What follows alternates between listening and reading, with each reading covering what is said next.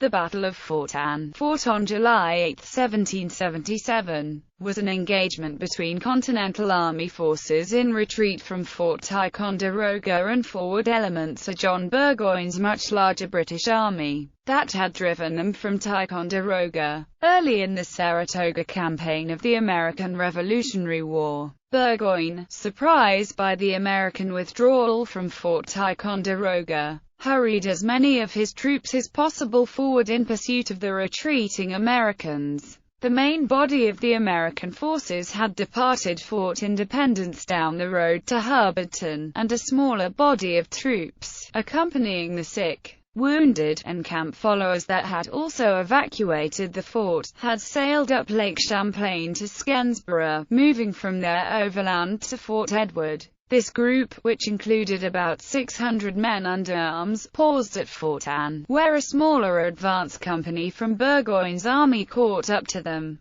The British, clearly outnumbered, sent for reinforcements. The Americans decided to attack while they had the numerical advantage, and succeeded in nearly surrounding the British position about 3/4 of a mile north of the fort. The Americans retreated back to the fort when war whoops indicated the arrival of British reinforcements. While this was a ruse, it saved the British force from probable capture. More of Burgoyne's army soon came down the road, forcing the Americans to retreat from Fort Anne to Fort Edward. It has been claimed that a flag was flown at Fort Anne that may have been the first instance of a flag consisting of stars and stripes. This claim is supposedly false. Background: on the night of July 5–6, the Continental Army forces occupying Fort Ticonderoga were ordered to evacuate the fort by General Arthur St. Clair, following the approach of General John Burgoyne's 8,000-man army.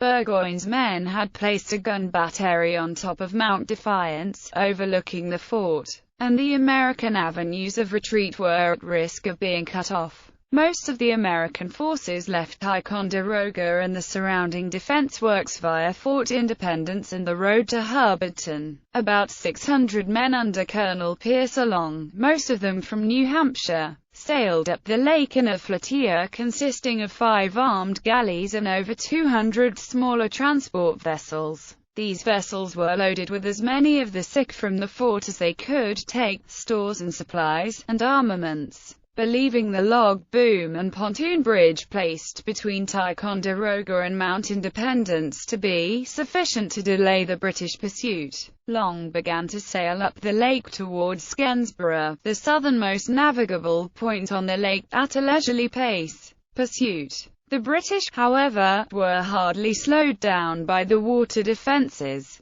Burgoyne, once he learned of the American withdrawal on the morning of July 6, ordered the defences to be taken down. With well-placed gunfire, the bridge and boom were eliminated as obstacles in the space of 30 minutes. At this point Burgoyne, breaking with rigid military discipline, ordered troops to follow southward as rapidly as possible, instead of remaining in formation, while he sailed southward in pursuit.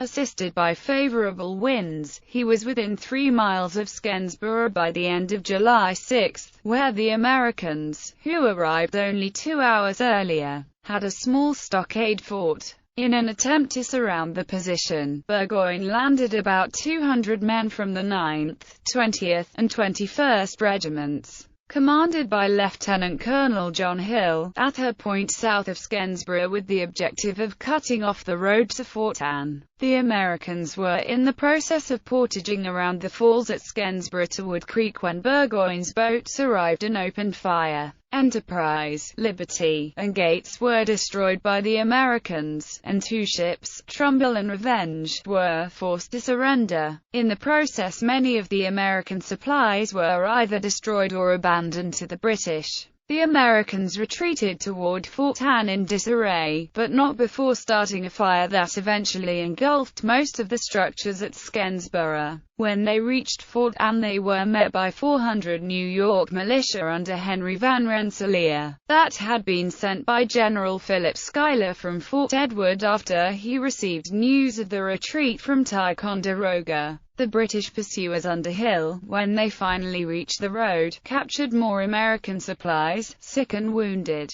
and camp followers that trailed behind the main body, and moved south until they were about 1 mile from Fort Anne. Here they encountered an American reconnaissance party numbering about 170 under Captain James Gray. In the ensuing skirmish, 1 American was killed, and 3 more wounded before the Americans retreated to the fort. Battle. On the morning of July 8, a supposed American deserter, who was really a spy, informed Hill that the fort was occupied by nearly 1,000 demoralized troops. Opting not to attack the numerically superior force, Hill sent a message back to Burgoyne outlining the situation. Burgoyne ordered the 20th and 21st Regiments to quick march toward Fort Anne in support, but poor weather hampered their movement, and they did not arrive until after the battle. The deserter returned to Fort Anne and reported on the British position and troop strength. Long, seeing how few British soldiers were following him, decided to attack their position. Moving as stealthily as possible, his force tried to surround the British while they were still on the road.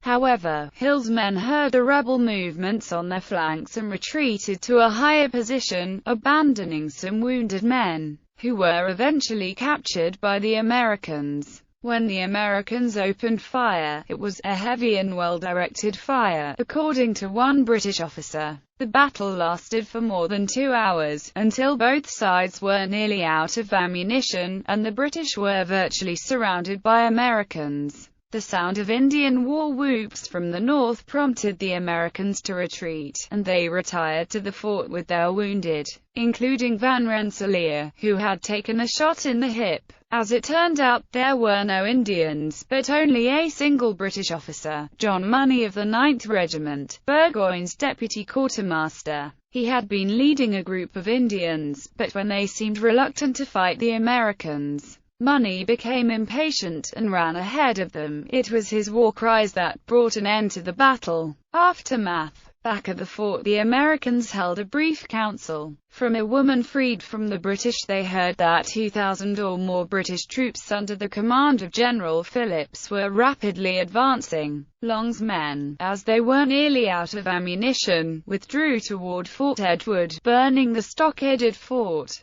Both sides claimed victory in the battle, since the British had successfully stood their ground, and the Americans had very nearly forced him to surrender. Any American claim for victory was tempered by the fact that the force they had defeated was clearly the vanguard of a much larger British force. A British officer recovered some regimental banners either during this engagement, or following the American retreat from Fort Anne. It is widely claimed that one of the flags captured was a new design of American flag with 13 red and white stripes and a constellation of stars, representing the earliest known use of the stars and stripes motif. However, this story is likely untrue, as the time needed for news of the flag design approved by Congress to travel, followed by construction of such a flag and then its delivery to such a remote location render the story implausible, and the flags known to have been recovered bear no resemblance whatsoever to the United States flag.